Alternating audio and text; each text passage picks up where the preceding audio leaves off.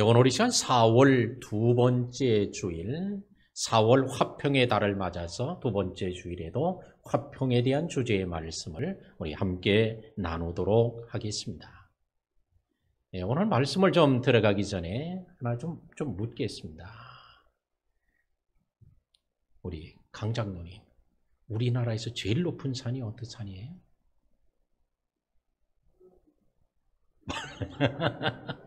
모르진다 그래. 우리나라에서 제일 높은 산이 어떤 산일까? 우리 김종원 집사님. 김종원 집사님. 우리나라에서 제일 높은 산. 네. 갑자기 물어봐서 한번 생각나도 얘기해 보세요. 괜찮아요. 잊어버리셨어. 네. 우리나라에서 제일 높은 산이 어떤 산이냐? 제가 태산이 제일 높은? 제일 높은 산이 어떤 산이냐? 제가 1부에도 물어보고 2부에도 물어봤더니 백두산이요 이런 사람도 있었고요. 한라산이요 이런 사람도 있었어요. 근데 우리나라에서 제일 높은 산은 부동산이랍니다. 그러면 제일 낮은 산은 어떤 산일까? 우리나라에서 제일 낮은 산. 이건 더 어려울 것 같아요. 제가 답을 말씀드립니다. 저출산. 지난 한 해 201개국에 출산율을 조사하는 나라가 201개 나라가 있는데 그 나라 중에서 우리나라가 0.830으로 제일 꼴찌였어요. 제일 출산율이 낮은 나라가 우리 한국입니다. 자, 제일 높은 산이 우리나라의 부동산이라고 그랬는데 부동산보다 더 높은 산은 어떤 산일까? 더 어렵죠. 제가 답을 알려드리겠어요. 부동산이 많이 가지면 돈 많이 번다고 하지만 이보다도 8배나 더 복이 있는 산이 있는데 팔복산입니다. 오늘 제가 부동산 얘기하려는 거 아니에요. 자, 팔복산인데 팔복산은 8가지 복을 말씀해 주신 산이라고 해서 사람들이 그것을 팔복산이라고 불렀고 그 팔복산에서 말씀하신 8가지 복을 말씀한 걸 기념하는 교회를 세웠다고 해서 팔복교회라고 그렇게 부르고 있습니다. 자, 우리 팔복교회 한번 사진 좀 한번 볼까요? 저기 뭐 사람들도 있고 저 뒤에 이제 그 교회 모습이 전경이 보이는데 이게 팔복산이에요. 팔복교회예요. 이 교회는 어디 있느냐? 갈릴리 바다 북쪽 지역에 북부 지역에 있는데 거기 이제 팔복산에 있는 팔복교회입니다. 근데 사진을 이렇게 자세히 보니까 어디서 보던 사람들이 있죠? 요거 몇 년 전에 성지 연구를 위해서 함께 가서 찍은 우리 사진들입니다. 사진이 조금 이제 그 역광이 돼서 잘 나오진 못했지만, 저기 우리 가족들이, 우리 교인들이 저기 있습니다. 자, 이 팔복교회 전경을 봤는데 우리 내부를 한번 들여다보겠습니다. 자, 이 내부는 이 팔복교회 내부인데 팔복교회는 큰 교회가 아니에요. 아주 조그만한 교회입니다. 기념하는 교회이기 때문에 그래서 팔복을 말씀하셨던 장소를 기념해서 지은 교회이기 때문에 그 교회의 모양이 팔각형으로 구조로 건축되어져 있어요. 팔각형으로 되어 있고 그리고는 위에 창문을 8개를 각 면에다마다 위쪽에 냈는데 우리 사진으로는 다 못 찍었기 때문에 3개만 나와 있죠. 8개가 있는데 거기에 팔복에 대한 말씀을 거기다가 기록해 놓았습니다. 8가지 복을 상징해서 팔각형 구조로 교회를 건축하고 오늘 말씀을 해주던 8가지 복 가운데 오늘 이 시간에는 다 말씀을 못 드리니까 화평의 달에 화평의 주제가 있는 7번째 복에 대한 말씀을 오늘 함께 나누고 오늘 이런 복이 우리 모든 성도들에게 오늘 넘치게 되기를 주의 이름으로 축원합니다. 7가지 복 쭉쭉 얘기하다가 이제 7번째 복인데 8가지 복 중에서 이제 7번째 화평하는 자는 복이 있나니 하나님의 아들이라 일컬음을 받을 것이다. 화평하는 사람은 복이 있나니. 화평하는 사람이라는 원문의 뜻을 보면 원문은 2가지 단어가 붙어서 된 거예요. 하나는 화평이라는 단어, 평화라는 단어하고 만드는 사람이라는 단어가 이게 붙어서 된 게 화평하는 사람이에요. 오늘 평화하게 하는 사람, 화평하게 하는 사람, 다른 말로 말하면 피스 메이커를 말하는 단어입니다. 그러나 본래 이 타락한 인간은 화평을 할 수 없는 존재예요. 왜? 그들의 마음속에는 마태복음 15장 19절 이하에 보면 마음에서 나오는 것은 악한 생각과 살인과 간음과 음란과 도적질과 거짓 증언과 비방이니 이런 것들이 사람을 더럽게 하느니라. 타락했기 때문에 그들의 마음속에는 이런 악한 것들로 가득 차 있기 때문에 화평을 이룰 수가 없어요. 그러니 사람들이 모이면 당연히 이런 더럽고 추하고 비방하고 싸우고 다투고 하는 이론들로 가득할 수밖에 없습니다. 예레미야 17장 9절에도 말합니다. 예레미야 선지자가 말하기를 만물보다 거짓되고 심히 부패한 것이 사람의 마음이다. 모든 만물 가운데 가장 부패하고 냄새나는 게 이게 사람들의 마음이라고 예레미야가 얘기합니다. 그러니 그런 부패한 마음을 가지고 있는 존재가 화평을 이룰 수 있는가? 화평을 이룰 수가 없어요. 야곱은 사냥을 하고 돌아와 허기진 에서를 속여서 팥죽 한 그릇을 그에게 내어주면서 장자권을 빼앗았습니다. 그는 고기가 먹고 싶다는 아버지를 속여서 장자권에 대한 축복 기도를 다 독차지하고 말았습니다. 이것 때문에 에서가 야곱을 죽이려고 하자 야곱은 바단 아람으로 약 800km나 되는 수천리를 도망가고 20년 동안 자기 집을 쳐다보지도 못했습니다. 곧 형제 간의 관계가 깨어졌어요. 그것 때문에 부모와 자식 간의 관계가 깨어졌습니다. 부부의 관계가 깨어집니다. 이것만이 아니라 하나님과의 관계도 다 깨어지고 말았습니다. 로마서 8장 7절에 육신의 생각은 하나님과 원수가 되나니 사람들의 생각은 늘 하나님과 원수되는 생각만 하고 살아요.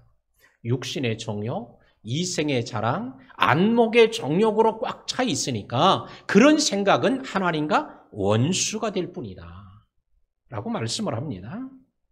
또한 야고보 4장 4절에는 간음하는 여자들이여 세상에 벗된 것이 하나님의 원수가 되는 것임을 알지 못하느냐. 간음하는 여자들이요. 여자들만 간음하겠어요? 이거는 일반적인 표현이에요. 그러므로 간음하는 여자들이요. 이 표현 속에는 초대교회 성도들을 향하여 가르치는 말씀이니 오늘 간음하는 초대교회 신자들아 그 얘기요. 바로 간음한 세상과 벗된 것이 하나님과 원수되는 거다. 세상과 벗되는 것, 이게 하나님과 원수되는 걸 너희가 알지 못하냐라고 하면서 말합니다. 이렇게 타락한 존재들은 하나님과 화평할 수 없어요. 화평해 하는 사람, 화평하는 피스메이커가 되어줄 수 없습니다. 그런데 이런 일을 위해서 하나님은 친히 화평할 수 있도록 화평이 깨진 것을 하나님이 회복할 수 있도록 해 주셨으니 곧 화목제라고 하는 제사를 주님 만들어 주셨어요. 하나님과 화목하지 못하고 깨어진 것, 그럴 때 하나님은 화목제를 드려서 하나님과 다시 화목할 수 있도록 하나님이 5대 제사 중에 한 가지로 오늘 우리들에게 그 제사 제도를 주셨다는 것은 아주 크고 놀라운 축복입니다. 아담과 하와가 선악과를 따먹고 하나님과의 관계가 깨어졌어요. 도망갔습니다. 숨었습니다. 하나님은 친히 찾아오셔서 짐승을 잡아 피를 흘리고 그 가죽으로 옷을 입혀서 수치를 가리워 주시고 주님은 다시 하나님과 회복하는 관계를 허락해 주셨습니다. 이것이 바로 화목제의 모형이에요. 그러나 이제는 실제적으로 화목제를 통해서 하나님과 화목할 수 있도록 해주셨고, 하나님은 친히 화평케 하시는 하나님이 되셨으니, 기드온이 하나님께 제사를 드리자 하나님이 그 제사를 받으실 때에 기드온이 한 말이 뭐예요? 여호와 샬롬이라고 오늘 그가 고백하게 되었습니다. 여호와 샬롬이 뭐예요? 평강의 하나님이라는 뜻이죠. 하나님은 평강의 하나님이시로구나. 미디안 아말렉 연합군이 막 쳐들어와서 벌떼처럼 메뚜기 떼처럼 쳐들어와서 저 들판에 꽉 가득 차 있어요. 이스라엘 백성들은 산속으로 다 도망을 쳤습니다. 기드온도 그렇게 했어요. 평화가 없었어요. 그러나 여호와 샬롬, 평화는 하나님에게 있구나 라고 하면서 하나님은 평화의 하나님이시라고 고백하게 되었는데, 이것이 바로 오늘날 저와 여러분들이 늘상 얘기하는 샬롬의 하나님, 평강의 하나님이라는 표현이 되겠습니다. 또한 로마서 15장 33절에도 평강의 하나님이 너희 모든 사람과 함께 계실지어다. 로마 교회에게 얘기해요. 하나님은 평강의 하나님인데 그 하나님이 너희와 함께 계실지어다. 로마라고 하는 큰 당시의 강대국이 로마가 평화를 주는 줄 알았어요. 그러나 로마가 가는 곳에 평화가 있는 게 아니에요. 팩스 로마라를 외쳤지만 그러나 평화가 결코 로마 정권에 의해서, 네로에 의해서 아니면 가이오에 의해서 이루어지는 게 결코 아니었다는 거예요. 로마에는 각종 신화들이 엄청 많아요. 각종 신들이 하늘에도 있고 땅에도 있고 바다에도 있고 없는 데가 없어. 그런 많은 신들이 있다고 해서 평화한 거냐? 아니다. 오늘 로마 교인들아, 하나님만이 평강의 하나님이다 라고 가르치면서 그 평강의 하나님이 너희와 함께 계실지어다 하면서 오늘 사도 바울이 그들을 축복하고 있습니다. 오늘날에도 하나님이 많이 평강의 하나님, 샬롬의 하나님이신 줄로 믿습니다. 고린도전서 14장 33절에도 고린도 교인들에게 얘기하기를 하나님은 무질서의 하나님이 아니라 오직 화평의 하나님이시니라. 고린도라는 도시가 제가 몇 차례 설교를 드렸습니다만 얼마나 문란한 도시예요. 화평과는 거리가 먼 도시예요. 그러나 그 고린도 교회를 향하여 주님이 하나님은 무질서의 하나님이 아니다, 화평의 하나님, 평강의 하나님이시다고 말씀하고 있습니다. 로마라고 하는 도시에 살아도 평강은 하나님에게서만 주시고, 고린도라고 하는 타락하고 제멋대로 사는 도시에 살아도 평강은 오직 하나님께로만 온다. 오늘 우리가 살고 있는 이 시대에도 오직 평강은 어제나 오늘 영원토록 동일하신 주님으로서만 오게 되는 줄로 믿습니다. 또한 에베소 2장 14절에 보니까 그는 우리의 화평이신지라 라고 하면서 예수님이 우리를 화평케 하시는 분이라고 가르치고 있습니다. 골로새 1장 27절에 그분은 어떻게 우리가 화평하게 되신 분이냐? 그의 십자가의 피로 화평을 이루사. 예수님이 십자가를 지시고 흘리신 피 때문에 우리가 화평을 누리게 되었다라고 말씀합니다. 그러므로 예수님의 십자가의 피가 없이는 절대로 화평이 이루어질 수 없는 거예요. 구약의 시대에는 화목제, 그 짐승을 잡아서 피를 뿌리고 그걸 제단에 뿌리고 그 제물을 불살르게 될 때에 화평하게 되죠. 그런데 그것이 실제로 이루어졌으니 바로 그의 십자가의 피로, 그의 몸으로 주님은 피를 흘리심으로 화평을 이루어 주셨다는 거예요. 그래서 예수님이 곧 화평케 해 주시는 분입니다. 또한 성령이 우리를 화평케 하시는데 갈라디아 5장 22절에 성령의 열매는 오직 사랑과 희락과 화평과 오래 참음과 자비와 양성과 충성과 온유와 절제니, 성령의 9가지 열매를 말씀하면서 세 번째로 사랑과 희락과 화평은 성령의 열매다 라고 말씀합니다. 그러므로 성령이 임하시는 곳에는 항상 이 화평의 역사가 나타나고 성령이 역사하시는 곳에는 이런 화평케 하시는 하나님의 성령의 역사가 나타나는 것을 볼 수 있습니다. 왜? 이게 열매이기 때문에 그래요. 오늘 하나님 성부 하나님이 화평케 하시고 성자 예수님도 화평의 주님이시고요. 성령 하나님도 역시 화평케 하시는 분이세요. 그러므로 하나님의 백성들, 오늘 주님의 은혜를 입은 자들에게는 이런 평강의 화평의 역사가 일어나게 될 줄로 믿습니다. 그래서 고린도후서 5장 18절에 우리에게 화목하게 하는 직분을 주셨으니, 사도 바울이 여기 고린도 교인들에게 얘기해요. 우리에게 화평하게 하는 직분을 주었다. 오늘 모든 그리스도인들은 화목하게 하는, 화평하게 하는 직분을 가진 자들인 줄로 믿습니다. 사도 바울만 화평케 하는 직분을 가진 사람이 아니라 당시 고린도 교인들만이 아니라 이 성경을 읽는 저와 여러분 모든 그리스도인들이 다 화목하게 하는, 화평케 하는 직분을 받은 자들인 줄로 믿습니다. 교회 안에서 우리는 직분을 받아요. 목사는 총회로부터 직분을 받아요. 장로님, 권사님, 안수집사님, 집사님, 권찰, 교회 안에서 교회를 통해 직분을 받아요. 그런데 오늘 이런 직분을 받으면 그 직분을 다 하기 위해서 많이 애를 쓰고 헌신하며 충성합니다. 그러나 모든 그리스도인들은 화목하게 하는, 화평하게 하는 직분을 다 받은 자들이다. 그렇기 때문에 이 화평하게 하는 일을 위해서 우리 모든 그리스도인들이 힘을 다하고 뜻을 다하고 온 힘과 정성을 다하여 이 직분을 감당해야 할 줄로 믿습니다. 그러면 우리는 누구와 화평해야 하는가? 욥기 22장 21절에 너는 하나님과 화목하고 화평하라. 그리하면 복이 내게 임하리라. 하나님과 화목하라고 말합니다. 우리 모든 성도들 이 시간에 하나님과 막혔던 사람, 하나님과 불화했던 사람, 하나님과 화평하고 화목하는 복된 시간이 되기를 주의 이름으로 축원합니다. 그 다음에는 마태복음 5장 23절 이하에 보면 가까이 있는 사람하고 화목하라는 거예요. 예물을 제단에 드리려다가 거기서 네 형제에게 원망 들을 만한 일이 있는 것이 생각나거든. 예물을 제단 앞에 두고 먼저 가서 형제와 화목하고 그 후에 와서 예물을 드리라. 여기서 형제가 누구요? 가장 가까운 사람이요. 하나님과 화목할 뿐만 아니라 가까운 사람과 화목해야 할 줄로 믿습니다.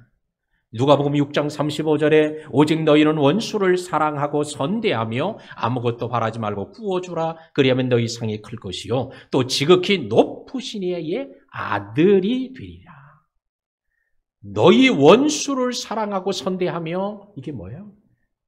자기와 불편한 사람들과도 화목하라는 거예요. 불편한 사람.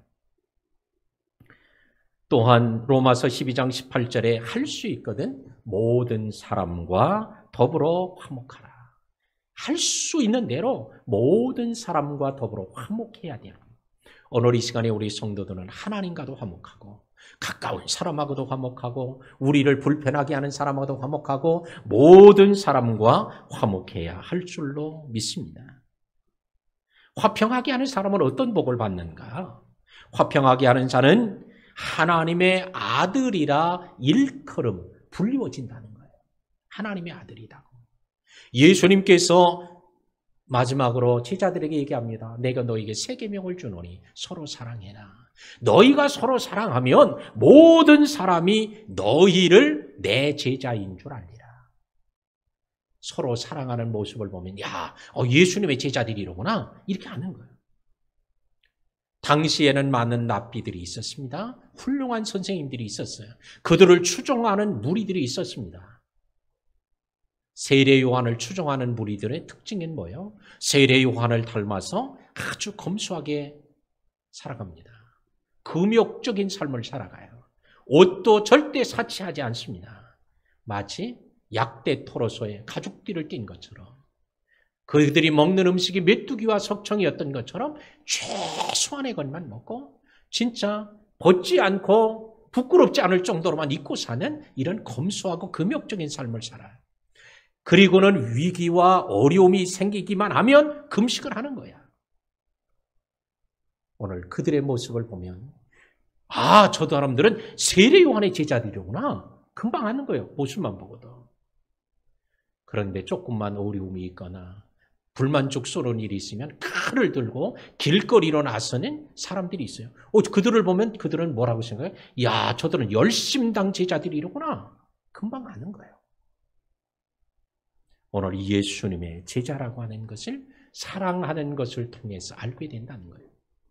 근데 화목하게 하는 사람, 화평하게 하는 사람은 하나님의 아들이라고 화평케 하는 사람을 보고 저 하나님이 있는 사람이로구나. 하나님 백성이로구나. 이렇게 말하게 되어지는, 이렇게 인정되는 복이 있다는 것입니다. 부모들이 자식을 낳아서 키우죠. 근데 자식을 낳아 키우는데 자식을 이렇게 볼 때 자식이 아주 꼴보기 싫어. 왜 꼴보기 싫으냐? 자기가 싫은 걸 자기가 가지고 있는데 그게 자식한테 있는 거야. 그러면 그 자식이 꼴보기 싫어요. 근데 반대로 자식이 너무 사랑스럽고 이뻐. 왜? 자기가 좋은 것이 그 자식한테 보이는 거야. 야, 저건 누가 낳았는데 저렇게 이쁜가? 부모가 보다 그래. 오늘 우리는 부모가 자기를 닮은 자식이 싫다고 한다는 것은 그건 뭐예요? 자존감이 낮은 사람이에요. 자기도 자기가 싫은데 자기가 낳은 자식이 그게 보여지니 더 싫은 거야. 그런데 자존감이 높은 사람은 자기가 좋은데, 자기가 자랑스러운데 그 모습이 자식에게 나타나니까 자식이 자랑스럽고 사랑스러운 거예요. 반대로 자식이 아이고 저 아무개 자식이네 라고 하는 말이 듣기 좋으면 그런 행복한 가정에 사는 사람이에요. 근데 자식이 아이고 저 제 애비가 누구야. 그런데 그 소리가 아직 듣기 싫어. 왜? 그건 뭐냐? 아버지의 아들이란 말이 듣기 싫다는 것은 아버지가 자랑스럽지 않은 거예요. 아버지가 부끄러운 거예요. 이건 행복하지 않은 가정이에요. 하나님의 아들이라고 일컬어지는 것이 부끄럽지 않고 이게 자랑스러운 사람이 있고요. 어떤 사람은 이게 자랑스러운 게 아니라 부끄러워서 그런 소리 안 듣고 싶은 사람들도 있을 수 있어요. 오늘 하나님의 아들이라고 불리워지는 것이 자랑스러운 사람은 이게 믿음의 사람이에요. 성숙한 신앙의 사람이에요. 그런데 하나님의 아들이라고 하는 이름으로 불리워지는 게 부담스럽고 수치스럽고 그런 소리를 듣고 싶지 않다면 이건 참 믿음의 사람이라고 할 수 없습니다. 그런데 오늘 말아요. 하나님의 아들이라 일컬어지는 하나님의 아들이라는 표현 속에는 그 의미 가운데는 하나님을 닮은 자라고 하는 의미가 내포되어 있습니다. 그러니까 너를 보니까 마치 하나님을 닮았구나. 너를 보니까 하나님을 보는 것 같구나. 이런 표현이에요. 우리 꿈으로 이루는 교회 모든 성도들이 그렇게 인정받고 불리워지는 이런 복이 있기를 주의 이름으로 축원합니다. 야고보 3장 18절에 화평하게 하는 자들은 화평으로 심어 의의 열매를 거두느니라. 화평하게 하는 자들의 복이 뭐냐? 의의 열매를 거두는 복을 주신다는 거예요. 철을 따라 열매를 맺는 교회, 이게 금년 우리 교회 표예요. 철을 따라 열매를 맺는 성도, 이게 우리 성도들의 삶의 목표예요. 그런데 하나님 화평하게 하는 사람은 의의 열매가 맺혀진다는 거예요. 오늘 이런 은혜와 복이 우리 성도들에게 있기를 축복합니다. 또한 갈라디아 5장 22절에 이미 말씀드린 대로 화평하는 자의 복은 이미 성령의 열매가 맺혀 있는 자들이에요. 이미 성령이 그 안에 역사하고 있고 성령이 그들 가운데서 오늘 운행하며 사로잡고 주장하는 자들이라는 증거가 바로 화평이라는 사실입니다. 어떤 사람이 귤 5개를 가지고 있는데 그 5개를 가지고 있는데 2개를 먹었어요. 몇 개 남았냐 물었어요. 그랬더니 모든 사람이 3개 남았다고 대답을 했어요. 근데 어떤 사람은 2개 남았다는 거야. 2개를 5개 중에 2개 먹었는데 몇 개 남았냐 그러면 우리는 뭐라 그래? 몇 개 남아요? 3개. 근데 이 사람은 2개 남았대. 그래서 왜 2개 남았냐? 그랬더니 그가 하는 얘기예요. 먹는 게 남는 겁니다. 난 2개 먹었으니까 2개만 남은 거야. 왜? 오늘 산술적인 계산, 이런 가치관을 가진 사람은 3개 남았다고 대답을 하고, 먹는 게 남는 거다라고 하는 가치관을 가진 사람, 이런 속담을 믿는 사람은 2개 남았다고 얘기를 하는 거야. 제가 이 말씀을, 오늘 말씀을 맺으면서 하는 이유가 있어요. 오늘 화평하게 하는 자는 하나님의 아들이라 일컬음을 받는다는 말씀을 진리로 믿고 사는 사람은 화평하게 하는 사람이 되어지려고 기도하고 그 길로 나갈 거예요. 그러나 화평하게 하는 사람은 하나님의 아들이라고 일컬어진다는 것에 대한 아무런 가치관도 두지 않고 이거를 하나님 말씀으로 믿지 않는 사람은 오늘 설교를 듣고 가도 이건 아무 관계가 없어요, 나하고는. 그냥 듣고 그냥 교회 문을 나서는 순간에 다 잊어버리고 갈 뿐이에요. 오늘 우리는 어떤 가치관을 가지고 삽니까? 오늘 믿는 자들은 하나님의 말씀이 진리라는 가치관을 붙잡고 사는 자들인 줄로 믿습니다. 프랜시스는 그래서 이런 기도를 합니다. 주여, 저를 평화의 도구로 써 주소서. 미움이 있는 곳에 사랑을, 증오가 있는 곳에 용서를, 의심이 있는 곳에 믿음을, 절망이 있는 곳에 희망을, 어둠이 있는 곳에 광명을, 슬픔이 있는 곳에 기쁨을 심게 해달라고 그렇게 평생 동안 몸부림치며 기도하고 그 일을 실천하려고 애를 썼습니다. 그런데도 그렇게 되지 않자 그는 막 정원에 가시가 달려있는 장미 꽃밭에 가서 맨몸으로 뒹굴렀다는 거예요. 자기가 너무 싫은 거야. 그렇게 기도하면서도 그렇게 살지 못하는 자신이 그 말씀대로 살려고 그렇게 결심하고 노력하고 헌신하려는 그 자신의 모습. 근데 어느 날 하나님이 그 장미 꽃밭에 장미꽃의 가시를 다 없애버려가지고 그 정원에는 가시가 없는 장미꽃이 피었다는 거예요. 그럴 정도로 결단하고 평화의 도구로, 화평하게 하는 도구로 살아가려고 애를 썼던 사람도 있습니다.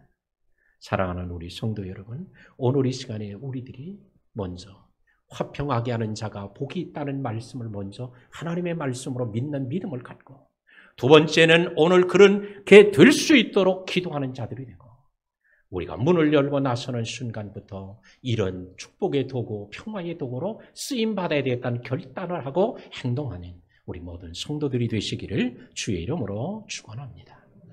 이 시간 우리 다 같이 함께 기도하겠습니다. 화평하는 자는 복이 있다는 말씀을 생각하고, 주여, 저도 화평의 도구가 되게 하여 주옵소서.